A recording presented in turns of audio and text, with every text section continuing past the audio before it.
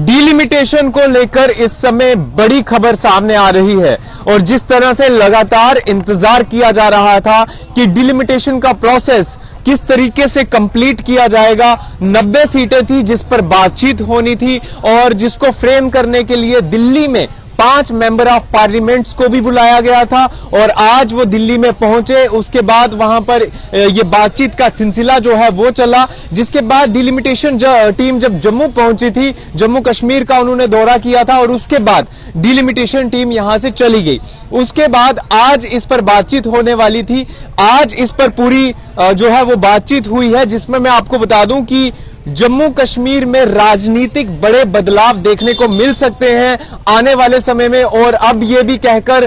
चलना होगा और मानकर चलना होगा कि जम्मू कश्मीर में जल्द ही अब इलेक्शंस भी देखने को मिल सकते हैं, क्योंकि डिलिमिटेशन का जो काम है वो अब ऑन द ट्रैक जो है वो शुरू हो चुका है। जिसमें मैं आपको बता दूं कि डिलिमिटेशन पैनल की तरफ से 6 सीटें जो हैं वो जम्मू के लिए प्रपोज की गई हैं और 1 सीट जो है वो कश्मीर के लिए प्रपोज की गई है। इस समय की ये बड़ी खबर जो है वो सामने आ रही है जम्मू कश्मीर को लेकर, और जम्मू कश्मीर की राजनीति किस तरह से अब बदलेगी ये भी देखना अब जरूरी होगा, क्योंकि जिस तरह से सीटें बढ़नी थी और जिस तरह से पहले से ही यह अनुमान लगाया जा रहा था कि जम्मू कश्मीर में किस तरह के राजनीतिक बदलाव आने वाले समय में देखने को मिल सकते हैं, उसी को लेकर अब जो है ये बड़ी खबर सामने आ रही है, जहां पर मैं आपको बता दूं कि 6 सीटें जो है वो जम्मू को मिल चुकी हैं और जिसमें से 1 सीट जो है वो कश्मीर घाटी को दी गई है। जिसमें मैं आपको यह भी जानकारी दूं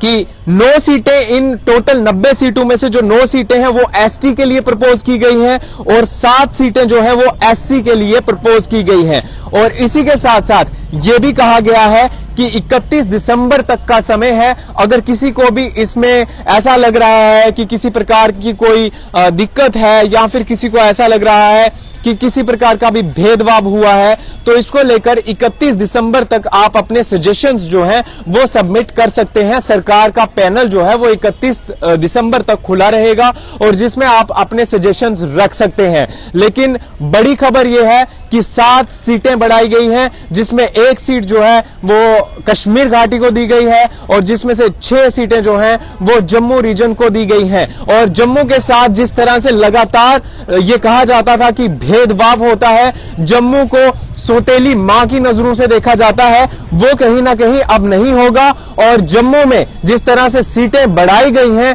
अब जम्मू की राजनीति किसी प्रकार से भी बदले, लेकिन बदलेगी जरूर। और आने वाला भविष्य जो है जम्मू का खास तौर पर राजनीति को लेकर वो काफी ज्यादा बदलता हुआ नजर आएगा। जिसमें मैं आपको बता दूं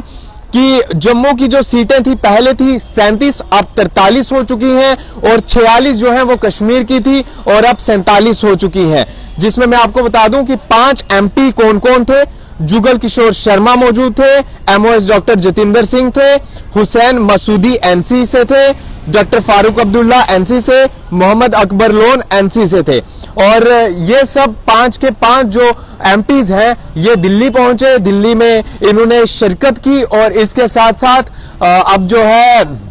ये प्रोसेस आगे डिलिमिटेशन का चलाया जाएगा। लेकिन इस पर अब यह देखना जरूरी होगा कि राजनीतिक खलियारों में किस तरह की टिप्पणियां देखने को मिलती हैं, क्योंकि इंतजार था कि कितनी सीटें बढ़ाई जाएंगी, कि कौन सी सीट किसको दी जाएगी, और यह इंतजार तो अब खत्म हो चुका है। लेकिन अब देखना यह जरूरी होगा कि इस इंतजार के खत्म होने के बाद एनसी, पीडीपी, बीजेपी, इन सब पार्टियों की तरफ से किस तरह की प्रतिक्रिया देखने को मिलती है। हालांकि बीजेपी की तरफ से तो आपत्ति नहीं जताई जाएगी, क्योंकि बीजेपी का हमेशा से ही यही सपना था कि जम्मू में सीटें जो हैं वो बढ़ जाएं। लेकिन कहीं ना कहीं पीडीपी, एनसी और अपनी पार्टी जैसी जो पार्टियां हैं उनकी तरफ से जरूर टिप्पणियां आना शुरू भी हो चुकी हैं, ट्वीट्स का सिलसिला भी शुरू हो चुका है और कुछ राजनीतिक पार्टियों की तरफ से ऐसे ट्वीट भी आना शुरू हो चुके हैं कि इन्हें यह फैसला मंजूर नहीं है और जो ये सीटें बढ़ाई गई हैं इससे इन्हें आपत्ति है।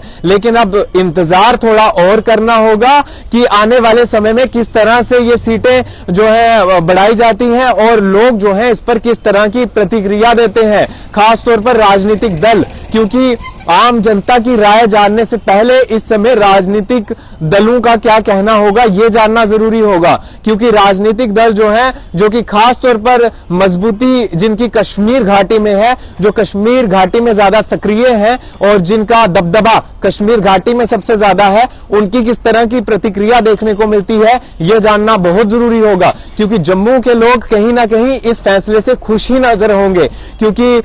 जम्मू के लोगों का हमेशा से ही यही कहना था कि उनके साथ भेदभाव होता है और उनकी सीटें जो है वो बढ़नी चाहिए। तो जम्मू के लोगों को तो सीटें मिल गई, लेकिन कश्मीर में एक ही सीट बढ़ाने पर भी हो सकता है कि कुछ राजनीतिक पार्टियां अब आपत्तिजनक ट्वीट्स करती हुई नजर आएंगी और इस पर आपत्ति जताती हुई नजर आएंगी। लेकिन मैं आपको बता दूं कि 7 सीटें पूरी तरह से यह साफ हो चुका है कि प्रपोज कर दी गई हैं, जिसमें से 1 सीट कश्मीर के लिए और 6 सीटें जम्मू रीजन के लिए। अब देखना जरूरी है कि किस तरह की प्रतिक्रियाएं देखने को मिलती हैं और आम जनता के साथ साथ जो राजनीतिक दल हैं, राजनीतिक पार्टियां हैं और जो दिग्गज लीडर्स हैं उन पार्टियों के, वो किस तरह से अपना पक्ष रखते हैं, क्या